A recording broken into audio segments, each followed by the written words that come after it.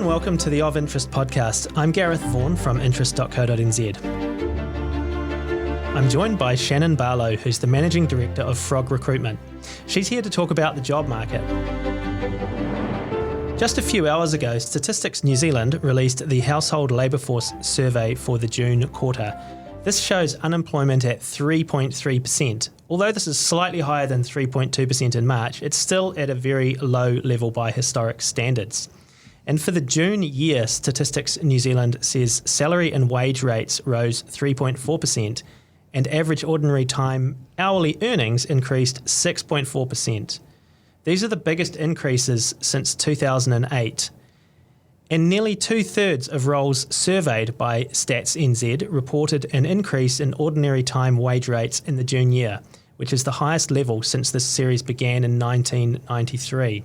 On top of this, private sector total hourly earnings were up 7.1% annually, which is almost keeping pace with the highest inflation in 32 years of 7.3%. Welcome, Shannon, and thanks for joining us. In response to the Statistics New Zealand data, Business NZ CEO Kirk Hope suggested New Zealand's caught up in a global war for talent, and it certainly does seem like every business you visit or every business owner you talk to at the moment, no matter what industry they're in, is looking for staff. Is this what you're seeing? Fortunately, yeah, that's absolutely true. So it's very widespread and something that's affecting all of New Zealand and across all business sectors. Are there any industries that are, finding the going particularly tough at the moment in terms of attracting staff? And I guess opposite of that, are there any industries who are actually not struggling to find staff at the moment? I don't think there's any that aren't struggling, so we are seeing it across the board. And the struggle to find and as well as to retain staff is definitely something that's being experienced all across the country. There are some industries that are feeling the effects a little bit more than others, and particularly where that disruption from the market and the effects of the pandemic have been greater. So some of those are due to the global supply chain issues. So industries like transport and logistics particularly are really feeling that pressure. And then there's the flow-on effect to other industries impacted by the supply of materials, so for example construction and engineering. So some of those areas like engineering where they're seeing that greater demand, for example, for the redevelopment of ageing infrastructure. So the demand for work is still there, and particularly at the start of the year, businesses were looking to ramp up. We've got through, we're out of lockdowns, we're ready to go, we want to boost production or build our business, but the staff just haven't been there to be able to do that. I think some of the other areas that are struggling are some of those lower paid industries and industries where there's historically been a reliance on a migrant workforce. So, for example, hospitality and retail tend to be at the lower level wages, and aged care as well, where there's typically rely on staff from overseas. So we've talked about Kiwis experiencing a virtual pay cut. So where even if they're being paid the same amount or perhaps have had a small increase, in practical terms, they're essentially going backwards. As the bullet train of rising living costs keeps powering on, their wages just aren't going to stretch as far. And retail and hospitality are prime examples of that. So wages haven't kept pace with inflation for the last decade, or so my barista downstairs informs me. But he's right. So they were already struggling without all the added pressures, and now the only increases they may have had may have been with the increases in minimum wage. So the demand's still so high for workers, and many are having to walk away from their current roles because, why mask up and serve customers for minimum wage when perhaps I could use those customer service skills in another area and get paid more, or go to a completely different industry where they are seeing pay wages, start manning a stop and go sign for 10% more. Yeah, it's interesting. Are you actually seeing examples of people, going from, I guess, hospitality to that stop and go example? Because that's paid more. I guess it's quite a different type of job, isn't it? So are people prepared to really change what they're doing to get a bit more money at the end of the month or the end of the week? Well, I think they're being, in a way, they're being forced into that situation. But also because all the different sectors are struggling to find staff, there's more of a flexibility or openness to look at entry-level people or people who haven't worked in the industry before and say, actually, we can get them in at the ground level, so it doesn't matter what the background is. And for the job seekers, if they're getting paid a much better starting wage, why not? And how desperate are some of the employers out there that you're dealing with at the moment? What sort of things are they prepared to do to attract or keep staff at the moment? Definitely, it's that finding staff or retaining talent is the number one problem for businesses across New Zealand. And a big part of what they need to do, or what businesses need to do, is to be able to look at, okay, how can we stand out from our competitors, to be able to attract a small amount of talent that is available at the moment, but at the same time to be able to hold on to their current workers as well. For some of these businesses, they might be in a position where the answer's pretty obvious. We can pay them more. And in some sectors, we are seeing some quite huge increases. But it is from the stats today, that obviously isn't across the board, but we're seeing, in some areas it might be up to 20-30% increases, which is hard to resist.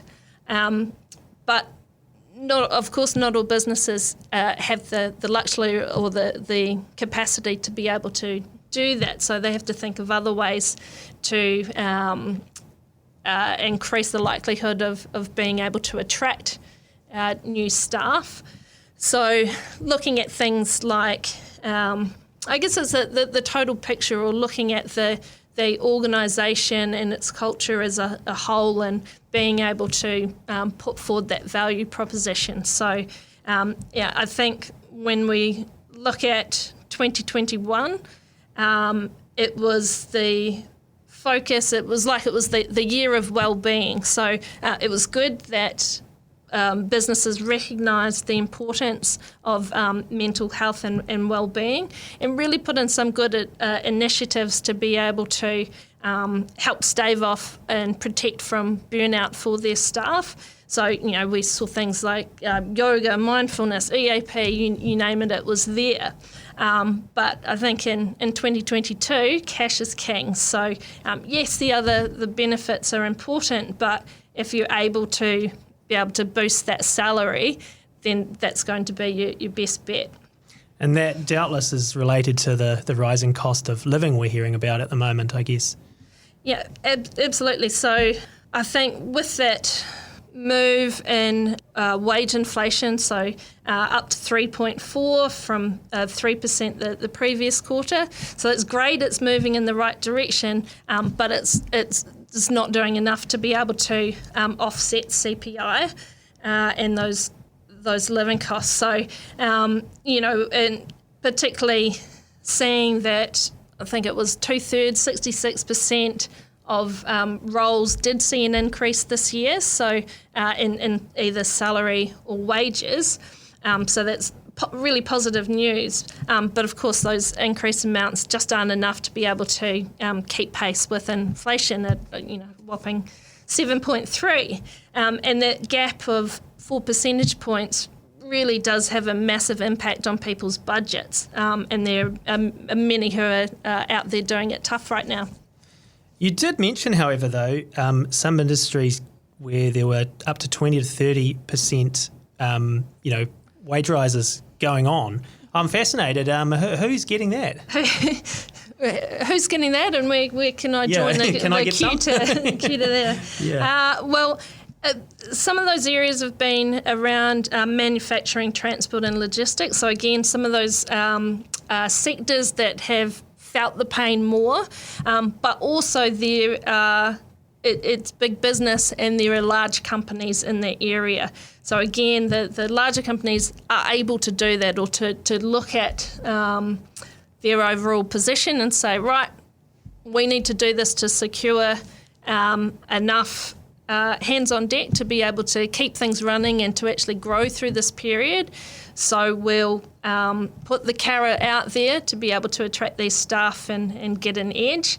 But of course, not everyone has the capacity to do that. But with such high demand for services and that need for labour to deliver, if you're able to do that, then it makes sense to make those offers and do what you got to do to secure your staff.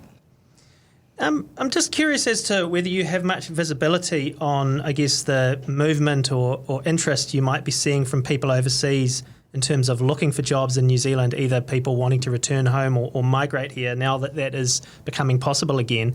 And then alternatively, do you have any visibility of the opposite of Kiwis, I guess, looking to move overseas and find a job before they go, whether it be to Australia or further afield? Yeah, sure. So we're definitely starting to see Kiwis returning home. And now that recently the borders are fully opened, we're starting to see on the recruitment desk, we're getting a lot more overseas applications, particularly for people looking to migrate here. So the likes of South Africa, India, Singapore, Fiji, and as well as some movement from the UK as well.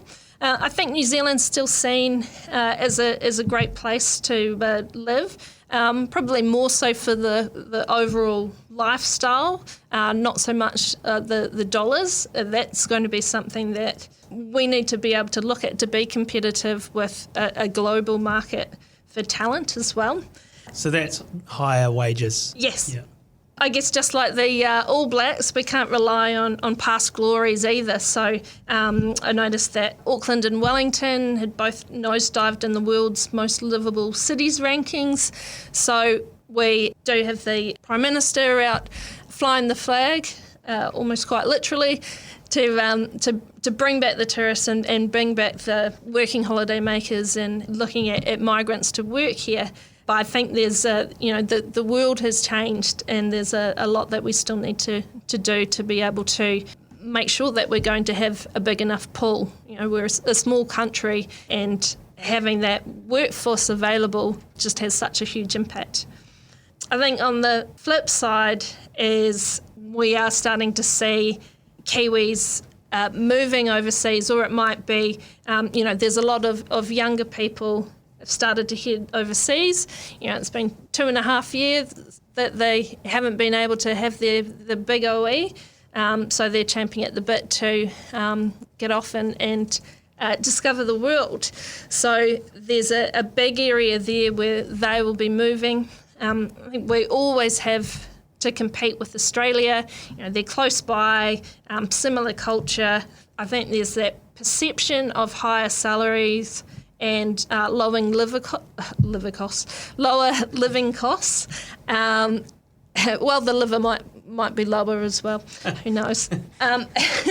But so we always have that competition, as well as, of course, higher superannuation. And I was going to say better weather, but I'm not so sure about that in the past 12 months. We've probably tipped them on that one. Certainly it's been wetter there even than here, hasn't it? And on the east coast of Australia anyway. So that's not been great.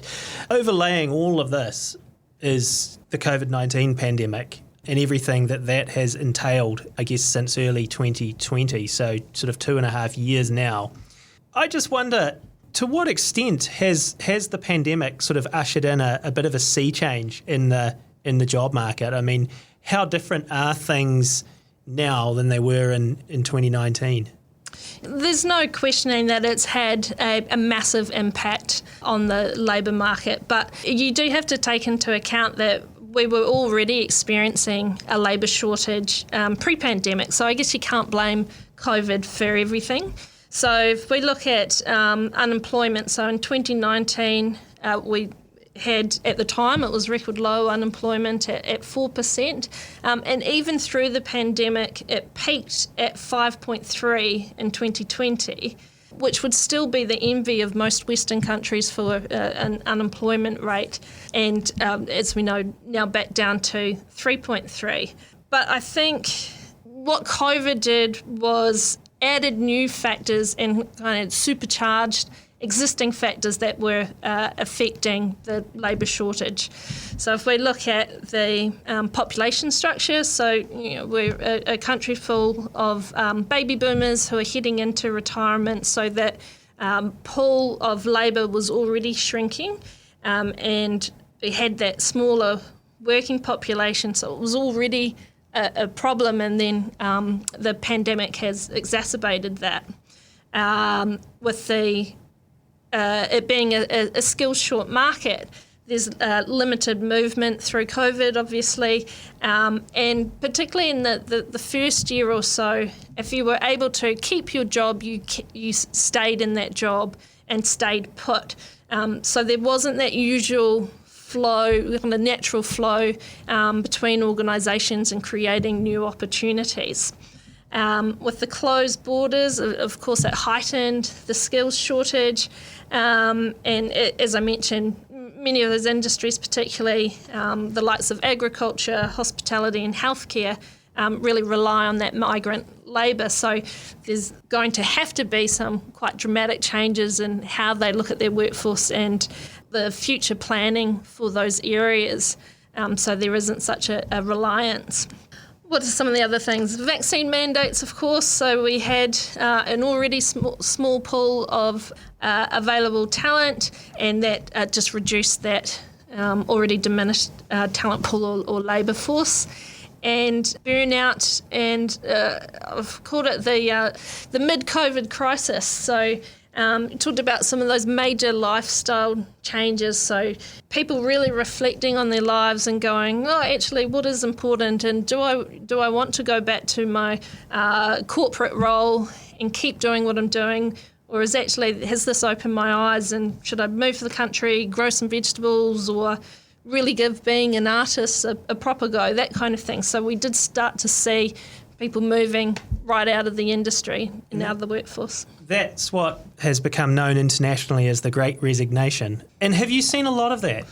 Yes, we have. So I think it is starting to level out a little bit now, but definitely towards the end of last year, we started seeing that coming through in early this year as well, where the balance of power, which had always been on the employer's side or with business, suddenly switched to the candidate or to a job seeker or the employee.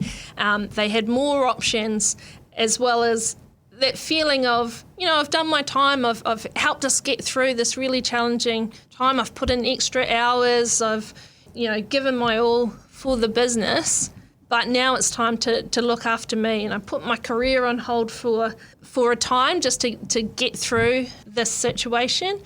But now caring so much about how good, talented employees are in such high demand, and so it's time for me to take advantage of that. We're seeing with that shift in the balance of power, job seekers are really using the market conditions as a bargaining chip to be able to secure better conditions, so and definitely including pay. And with increased living costs, I guess a lot of people are in a situation where they literally can't afford not to do that, and why wouldn't you take that opportunity?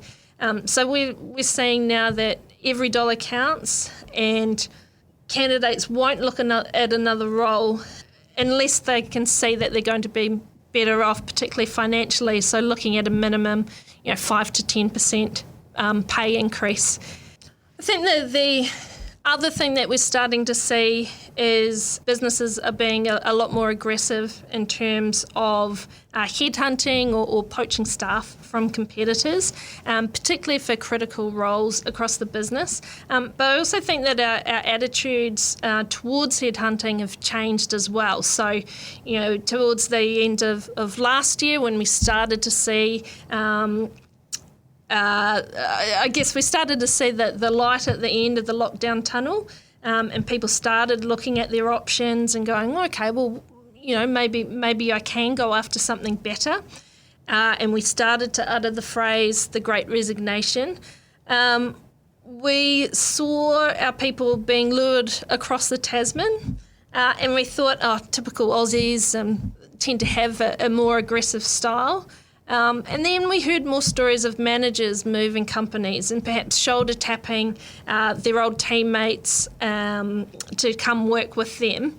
And now we've got to a point that's almost expected that your staff will be approached.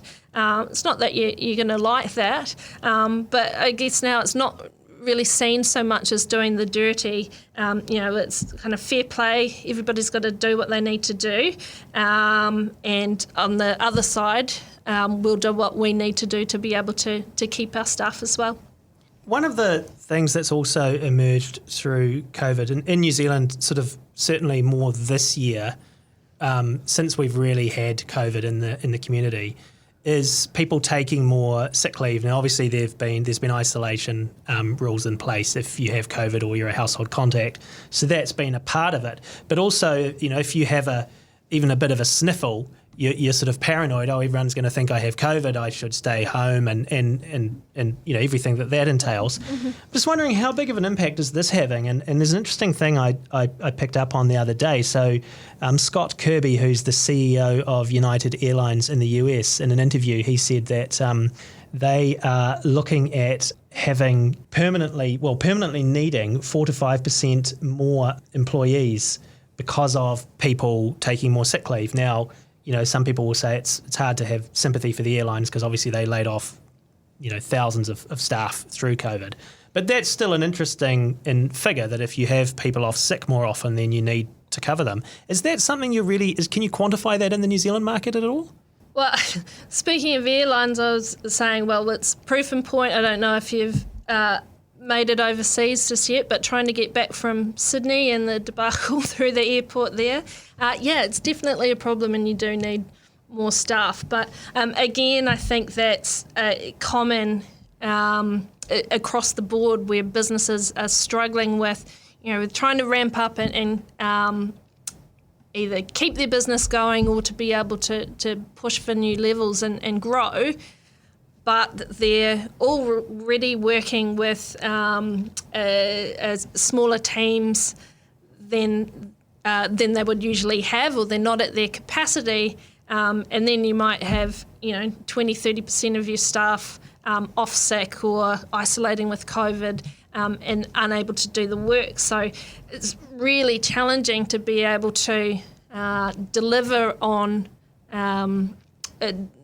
deliver your services or to keep up with demand for your business when you're operating short-staffed all the time. So, I think that's definitely a big challenge for everyone, really. Just to sort of wrap up, Shannon, I'm just sort of interested, it's a really interesting job or labour market, and you've painted a really good picture of what's going on out there. I guess if I was an employer or someone who was looking for staff and struggling, or an industry that's particularly struggling, is there any circuit breaker out there? I mean, what could that be? Would it be that we sort of open the floodgates again to immigration? I mean, is that the sort of circuit breaker? And then I guess if I'm a worker, I might be quite enjoying this market at the moment, that I can get higher wages and I can move around and I can change careers, and it's not too hard to do that. So I guess you're painting a picture of it's more of a worker or employees market at the moment. And is there anything that could change that in the short to medium term? Yeah, well, I don't think it's clearly not an easy problem to solve. With the borders recently fully opened, as well as a lot of changes through to immigration settings, so particularly with skilled visas, will provide some relief. But the skill shortage isn't going to disappear overnight, and in fact it could even get worse for a period of time. So, if we look at all those drivers for people to move overseas, so either to Australia or further ashore, there is that chance that we could lose more people than we gain. And of course, as inflation increases as well, businesses will need to look at costs and to be able to find ways to get around that labour shortage, whether that's via things like automation and looking at remote workers. So we are seeing those shifts in, I guess, the mindset of businesses. And we've seen it with remote working particularly, or flexible working from home. Through the pandemic, we proved, yes, we can do this. And most of the time, it's not at, diminishing productivity. So you were able to operate, but all the other benefits that come from having people on board and in the office. We are very different to the US, but it is helpful to be able to look at the trends that we see there. So the Great Resignation happened there first, and you can see how things, or get a bit of a tip, I guess, on how things may play out. We're starting to hear from over in the US that there's a little bit of remorse from some of those people who made the move early and decided to leave the company they were with and to either chase the money or other benefits and go elsewhere. So we're seeing that although salary is obviously really important, and particularly in this market with such high living costs, it's always going to be a huge factor, but it's not the be-all and end-all. So, we're starting to see on the ground now it levelling out a little bit. So there's less movement, or I think candidates are definitely being more considered in making a move and looking at the total picture as well, instead of that snap decision perhaps based on salary. Look, thanks a lot for that, Shannon. It's really interesting to take a look under the hood, I guess, so to speak, of what's going on out there in the job and employment market. That's Shannon Barlow, who's the Managing Director of Frog Recruitment, and I'm Gareth Vaughan at interest.co.nz with another episode of our Of Interest podcast.